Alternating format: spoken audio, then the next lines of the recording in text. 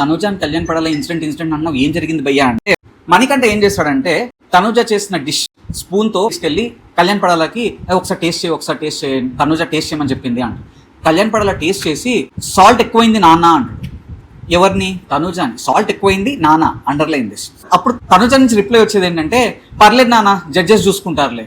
నాన్న నాకైతే అర్థం కావట్లేదు. అంటే మేబీ ఫ్రెండ్షిప్లో నీ నాన్న ఉండొచ్చేమో, బట్ జనరలీ నాకైతే 2 minutes షాక్ అయిపోయా. అంటే వీళ్ళిద్దరి మధ్యలో ఇంత క్లోజ్ బాండింగ్ ఉందా అని. బయట ఏమో జనాలు కొట్టేసుకుంటున్నారు, మా కళ్యాణ్ పడాల వల్ల తనుజకి ఇలా అయిపోతుంది, తనుజ వల్ల కళ్యాణ్ పడాలకి ఇది అవుతుందని బయట కొట్టుకుంటే, వీళ్ళేమో మంచి రిలేషన్షిప్ అంటే ఫ్రెండ్స్గా మంచి బాండింగ్లో ఉన్నట్టయితే నాకైతే అనిపించింది. దాని తర్వాత ఇంకొక హైలైట్, ఈ మణికంఠ ఏమన్నా ఇక్కడ ఆగుతాడా అంటే, మణికంఠ కళ్యాణ్ పడాల డిష్ తీసుకెళ్లి తనుజకి తినిపిస్తాడు.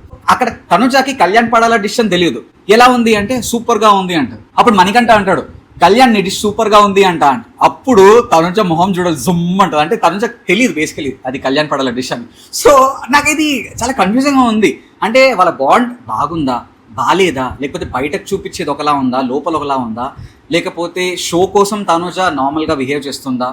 I really don't know what's happening between them. చాలా మంది అనొచ్చు, ఒరే నువ్వేంట్రా ఎప్పుడో అయిపోయిన ఇష్యూ మళ్ళీ తీసుకొస్తున్నావు అంటే, షోలో ఇంకా రన్ అవుతుంది భయ్య, నన్ను ఏం చేయమంటారు? మేకర్స్ వల్ల ఇలాంటి కంటెంట్ మనం చూడాల్సి వస్తుంది.